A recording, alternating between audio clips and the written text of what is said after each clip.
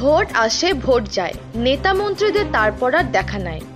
ঠিক সেরকমই পিচ রাস্তার নাম সাক্ষী কাজ হয়েছে বটে, কিন্তু কয়েক বছর ধরে বেহাল দশায় পড়ে আছে ময়ূরেশ্বর মল্লারপুরগামী পিচ রাস্তা, যার ফলে সমস্যায় পড়েছে ওই রাস্তা দিয়ে দৈনন্দিন যাতায়াতকারী মানুষজন।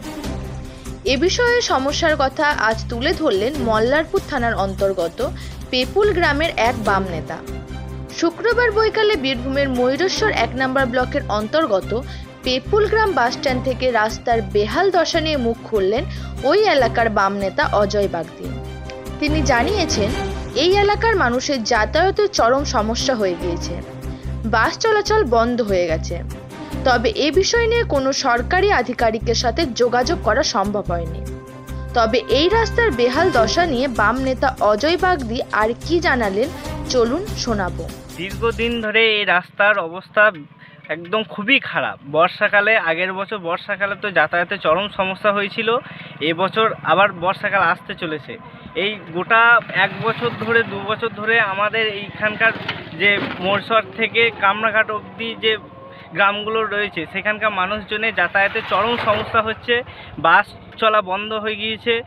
একটা বাস ওই চলছে, সুমনটা যেটা তারাপীঠ যাওয়ার সেটা চলছে, কিন্তু ঠিকঠাকভাবে যাচ্ছে না রাস্তা খারাপের জন্য। টোটো কামরাঘাট থেকে মোরসর থেকে আসতে গেলে পরে আমাদেরকে টোটো পাওয়া যাচ্ছে না, গাড়ি পাওয়া যাচ্ছে না।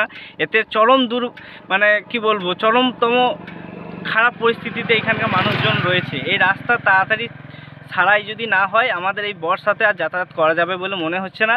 দীর্ঘদিন ধরে প্রশাসনকে জানিয়েও কোনো রকম কাজ হচ্ছে না। এই রাস্তা কি নতুন করে সংস্কার হয়েছিল না মেরামত করা হয়েছিল? মেরামত করা হয়েছিল দীর্ঘদিন।